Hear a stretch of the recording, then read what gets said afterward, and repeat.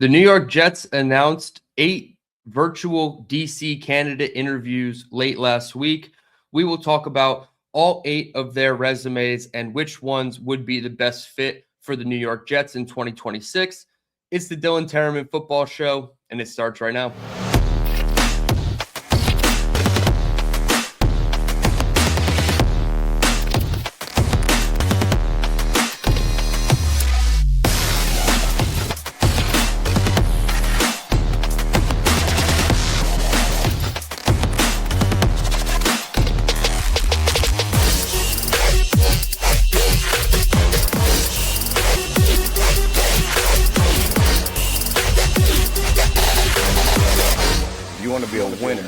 Not only have to understand how to win, but to understand how to consistently win.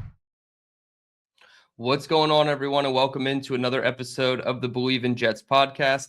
I am your host, DTereman, where today we are examining the Jets defensive coordinator candidates, discussing some of their backgrounds, some pros and cons, and see if they would be a fit under Aaron Glenn. So late last week on the 16th, 3 days ago, as of the time of this recording, the Jets announced 8 virtual interviews for defensive candidates. Matt Arujo is the first one, Dolphins cornerbacks coach. You also have Ephraim Banda, the Browns safeties coach. DeMarcus Covington, the current Packers defensive line / defensive run game coordinator. Durante Jones, the Vikings defensive backs coach / defensive pass game coordinator. Jim O'Neill, the Lions safety coach and defensive assistant. Chris Harris, the current Jets defensive backs coach / interim DC, who took over for Steve Wilks. Jim Leonard, the Broncos assistant head coach and defensive pass game coordinator. And Wink Martindale, currently the defensive coordinator at Michigan.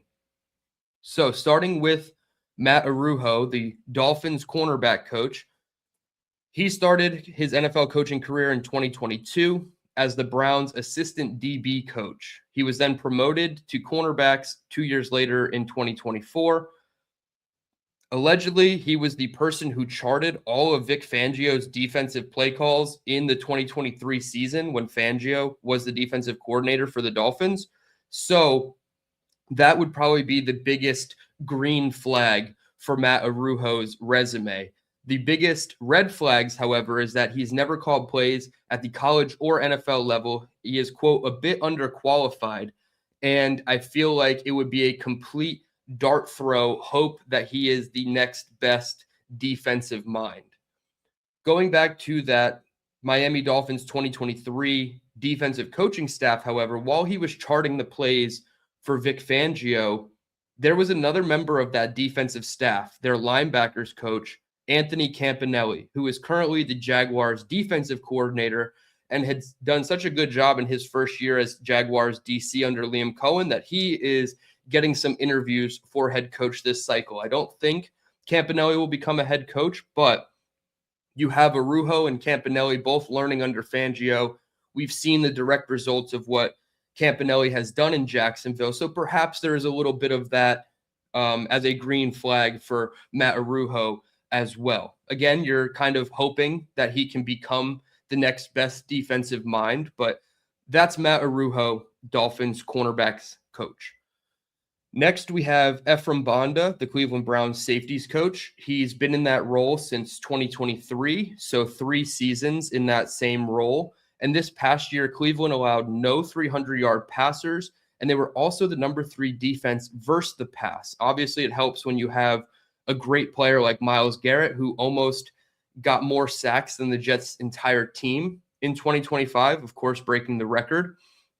But Banda comes with some college play calling experience. He was the co-defensive coordinator for the Miami Hurricanes in the 2019 and 2020 season. And after that, he went on to Utah State, where he was the assistant head coach, defensive coordinator, and safeties coach for 2 seasons. So he has plenty of college level play calling experience. Obviously, he doesn't have any NFL play calling experience, but this last year in the 2024 Senior Bowl, he was the defensive coordinator for the American team. So there is the element of he's been around NFL caliber players in that capacity, in that role as defensive coordinator, obviously just at the Senior Bowl. But when you learn under Jim Schwartz, it's one of the best trees of defensive philosophies, in my opinion, that you can learn under. So that would be the best green flag about Ephraim Banda, is the fact that he was very good in his role as safeties coach, and he does offer defensive coordinator experience just at the collegiate level. Next, we have DeMarcus Covington, the current Packers defensive line coach / defensive run game coordinator. He was most known for being the DC for the New England Patriots under Gerard Mayo in 2024. He spent 8 total seasons with the Patriots, 2017 to 2024. That is his only NFL experience. So that to me is the biggest red flag about Covington. Obviously, this past season in Green Bay, he coached up guys like Micah Parsons, Rashawn Gary, Devonta Wyatt, etc. on that Green Bay defensive front. Not really in love with picking a guy like Covington whose real experience comes with the New England Patriots, because it feels like whenever they go on to their second jobs or third jobs away from the Patriots, it doesn't necessarily work out in their favor. So Covington, to me, is a bit of a red flag just due to only being with the Patriots outside of this past year with the Packers. And honestly, once the Micah Parsons injury was sustained in Green Bay, that defensive line, didn't look very good. Obviously, you lose your best guy and it's going to look different, but I believe they went 0-5, 0-6 down the stretch after they lost Micah Parsons, and losing in the fashion that you did in the playoffs to the Chicago Bears, it really puts a bad taste as your final showing as a defensive coach in that game. Next up is someone we talked about briefly on the channel already, Durante Jones, the Vikings defensive backs coach / pass game coordinator.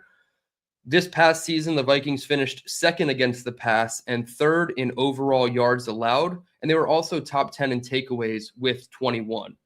Now, the issue with Durante is he is the DC in waiting for if Brian Flores were to get a head coaching job. So obviously there's 2 ways that it could, be a negative for the Jets. One, Brian Flores gets a head coaching job. He goes with Brian Flores to be his defensive coordinator and play caller. Or the Minnesota Vikings move on and Flores gets a head coaching job, and they themselves elevate Durante Jones to the defensive coordinator position. So 2 paths for Durante Jones to get the defensive coordinator position outside of New York. And he's also being looked at, I believe, by the Dallas Cowboys. So we'll have to see with Jones specifically. But in 2024, the Vikings led the NFL in interceptions with 24 and passes defensed with 95. So definitely coming from a strong defensive unit in the Minnesota Vikings. And hopefully some of that can, transition over if he were to be the Jets DC. Next, we have Jim O'Neill, the Lions safety coach / defensive assistant.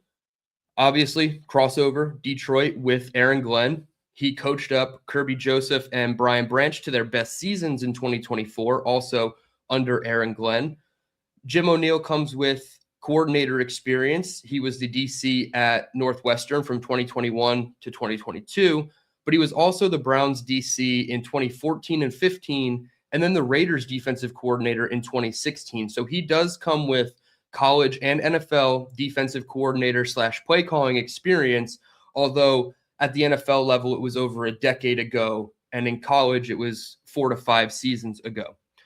His first NFL job was coincidentally with the Jets as a defensive quality control coach / assistant DBs coach from 2009 to 2012, where he actually coached another candidate on this list, Jim Leonard.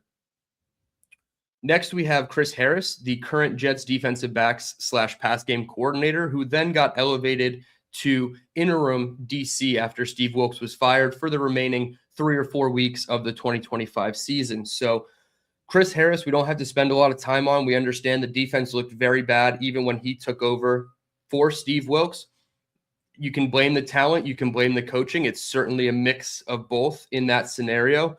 But Chris Harris, to me, feels like a long shot to get the full-time defensive coordinator role. Perhaps if the defense looked better over the last month of the season and wasn't historically bad, for the Jets. Maybe he would have more of a leg to stand on in this interview process, but it does seem like regardless that Chris Harris is going to be back with the Jets in some capacity. There is a tweet here from Zach Rosenblatt just a few hours after these candidate interviews were announced by the team. Rosenblatt says, notably, the Jets haven't announced any other changes to the defensive coaching staff just yet because Aaron Glenn, I'm told, plans on having the new DC be part of that process. Sounds like a really smart move in my opinion. I would anticipate Chris Harris returning, though, and there is a sense that he's a legit DC candidate, though I'd ultimately be surprised if he got the job. So, yeah, I agree with that. I think Chris Harris deserves to stay, maybe go back to defensive backs coach and see what he can coach up with the new secondary look. I believe they're going to revamp the safety room. They could add another corner here or there to this secondary. So I want to see what Chris Harris can do with the new DC, maybe retaining the same role as defensive backs coach. So Harris is a long shot for the DC, but it looks like he is pretty comfortably going to stay on this roster unless the defensive coordinator says, hey, I want to bring in all of my new guys, and Aaron Glenn lets that happen. Now, the next two candidates I think are the most experienced. Does not necessarily mean they are the best fit for this job, but Jim Leonhard, Broncos assistant head coach / defensive pass game coordinator, he's one of the most ideal candidates for this job. Obviously, he was a player from 2005 to 2014. 3 of those seasons were with the Jets under Rex Ryan, make it to the AFC Championship game. We know the story of the 2009-2010 New York Jets. There is one season that Jim Leonhard played in Cleveland in 2014, his final pro season as a player. He was coached up by Aaron Glenn himself. He was the assistant DB's coach for the Browns. And like I said, Jim Leonhard, the veteran in his final NFL season. Immediately, Jim Leonhard leaves as a player and becomes a coach at Wisconsin as a defensive backs coach in 2016. He gets elevated to the DC role in 2017, where he lasts until 2022. They fire their head coach. Jim Leonhard steps up as the interim head coach and does get a lot of support from Badgers fans, and even team people within the building at Wisconsin wanted him to be the full-time head coach. Unfortunately, that doesn't happen. He goes off to Illinois to be a senior football assistant. And then in 2024, he jumps up to the NFL, first job being the Broncos DB's coach / pass game coordinator. And then they added the title of assistant head coach to his title with the Broncos, probably to stop him from taking DC interviews last year. Now this year, he's getting DC looks again. Obviously, the Giants are floating around. They just signed John Harbaugh as their coach, so he could be going across town to the Giants. But the Jets certainly are in play for Jim Leonhard, and this is the type of player or coach, where the aggressive mindset, this is where it plays in, right? We talked about Connor Hughes revealing the Jets' offseason plans, Woody Johnson allowing them to be aggressive, use the free agency dollars, a lot of cash flow, right? Where in years past, there were more restrictive cash options for the Jets. If you have the cash on hand and you're Woody Johnson and you're going to allow this regime to be aggressive, that includes coaching. And you have to be aggressive for your coaches. If they can outbid every single person for Jim Leonhard, I think it's totally worth it. One, you have a very strong defensive coordinator candidate in Leonhard who can bring new, more modern defenses, right? He has the 4-2-5 and the 3-3-5 are his main looks, but he does a lot of disguises, a lot of quarters as well. So I would love to see Jim Leonhard on the Jets because it also gives them a head coaching option. If things were to go wrong with AG in 2026, they want to move on from him. You could have a really strong in-house candidate in Jim Leonhard. So he would probably be closer to the top of my board, and I'll reveal the rankings in a couple minutes. But Jim Leonhard, to me, is one of the strongest candidates for this job. The last, and certainly not least, Wink Martindale, currently the defensive coordinator for Michigan. Obviously, things hit the fan in a rather ugly way for the Michigan Wolverines this season. So it looks like he will be out of a job. He was very emotional about losing that job in Michigan. He was formerly the defensive coordinator for the Giants in 2022, 2023. He had a bit of a rift with head coach Brian Daboll at the time. Daboll wanted to fire some of his assistants. Wink did not like that, led to Wink himself being fired, and then he moved on to the college ranks. But Wink has been around in coaching since 1986. He stayed in college until 2004 at 5 different schools from 86 to 2004. He was a linebackers coach at multiple stops: the Raiders, the Broncos, the Ravens, bumped up to the Ravens DC in 2018, then went on to the Giants DC, went back to Michigan for 2 seasons, and now is looking to enter back into the NFL ranks. It seems like a lot of the reporting around Wink Martindale is that there's mutual interest in Martindale joining the Jets coaching staff. Seems to be floated around a lot by the Jets beat reporters right now. Samini, Hughes, Rosenblatt, I believe they've all echoed the sentiment that Wink Martindale really is interested in the Jets. Now, is that interest really reciprocated by the Jets, or is that more one-sided, Wink just trying to get back into the NFL, having a good agent and PR team doing a lot of the heavy lifting for him to get back into the NFL? We'll certainly see. But of those 8 candidates, I tried to rank them as best I could, and I feel like I've come up with a pretty solid 1 through 8 of my guys. Number 1 is Jim Leonard.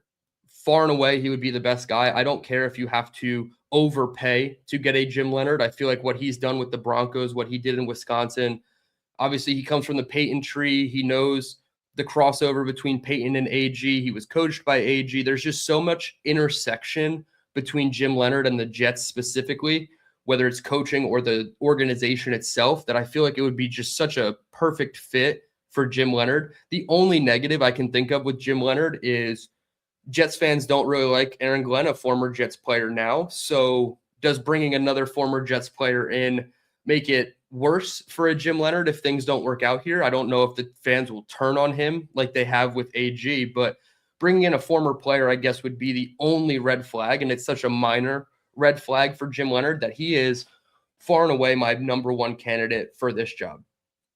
The second guy on my list is Durante Jones. I feel like coming from the Brian Flores tree is very important in today's modern NFL era. The defense that Brian Flores deploys in Minnesota is really strong. A lot of nickel looks, simulated pressures, quarters, cover 6. Cover 6 is the new, defense against the pass, right? It's quarter, half. So you have cover 2 on one side, cover 4 on the other side, a 3 deep zone coverage. But it feels like some of the better teams in the NFL run cover 6 to combat the high-powered passing offenses in this league. And notably, when Flores was deploying this defense against Lamar Jackson, it really seemed to stalemate a guy like Lamar and forced him, even when Flores was with Miami, it gave Lamar Jackson some fits. So I certainly think there is a lot to like about Durante Jones. Obviously, he comes with only college play calling experience, but I think it's important that he could be one of the guys to take the shot on that can bring your defense into a more modern X's and O's based defense.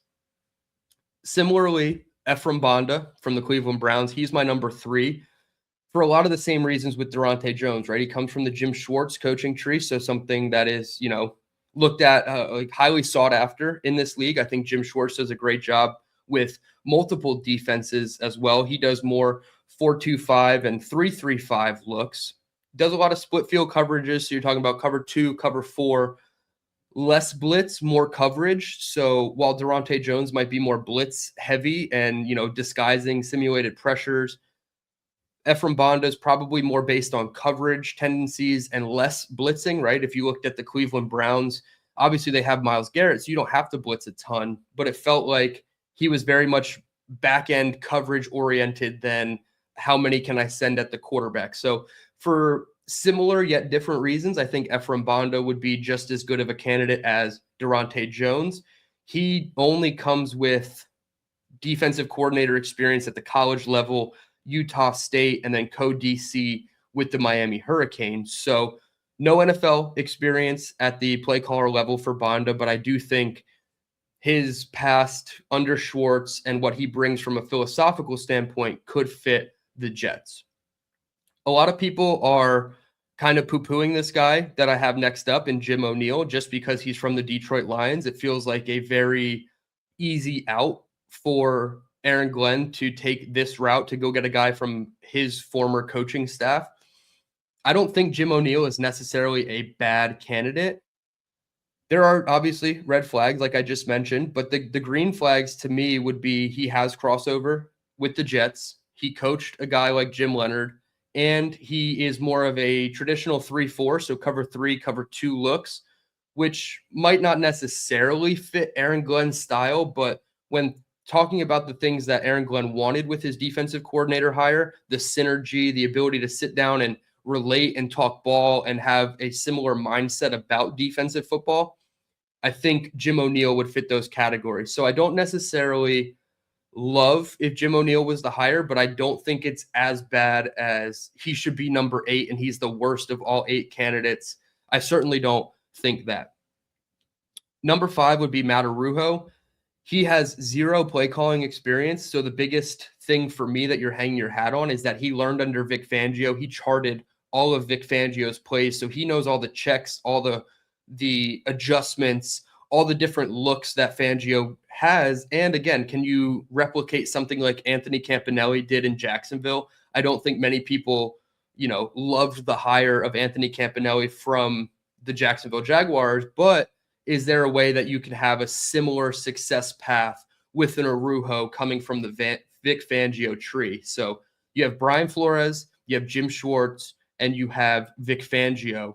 All those systems, in my opinion, are some of the best in the NFL. And if you're moving away from the Saleh style, which is the 4-down lineman, the wide 9, really being in a lot of nickel looks, those 3 trees are some of the best you can pluck from. So Matt would be number 5 on my list.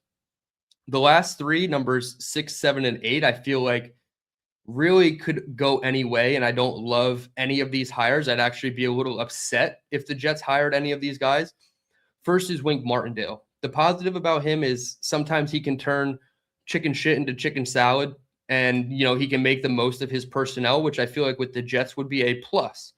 But the negative is it's a very, very easily diagnosable offense or defense. Teams know when he's trying to blitz, when the blitzer's coming from. It looks like a Steve Wilks hire 2.0, in my opinion, and it's going to be very easily offenses can easily plan against a Wink Martindale defense, in my opinion. You go back to the USC versus Michigan game last season, and Jaden Maiava was really lighting it up against his defensive looks. So I don't really love Wink in terms of his scheme.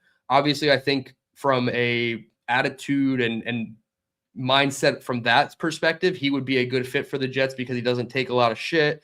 Perhaps he could be a head coaching candidate if AG were to get fired. I don't think, though, that it would be a great fit for the Jets from a schematics standpoint. Chris Harris comes in at number 7. Like I said, I feel like he should get looks. I just don't think he's qualified enough to get the full-time DC job despite getting the interim title over the last month of the season. Not much to really say about him. I would like for him to stay on the staff, but I don't think as DC manning the whole operation is the best for Chris Harris. And then last would be DeMarcus Covington. I don't want to take a Patriots staff member who has only had 1 season outside of the Patriots, and it wasn't necessarily a great season for him. So I do want to see DeMarcus Covington, probably stay with the Packers or move on somewhere else to prove that he can find success away from New England. So I would probably stay away from him the most, and he would be my number 8. So ranking them 1 through 8 one more time: Jim Leonard first, Durante Jones at number 2, Ephraim Banda at number 3, Jim O'Neill number 4, Matt Arujo number 5, Wink Martindale number 6, Chris Harris number 7, and finally DeMarcus Covington at 8. That's going to do it for this episode. I appreciate everybody for tuning in. Hit the like button, subscribe if you're new. Comment down below which defensive coordinator candidates you want to see move on to that second round of interviews, which should be coming up as early as this week. DT signing out, saying let's go Jets.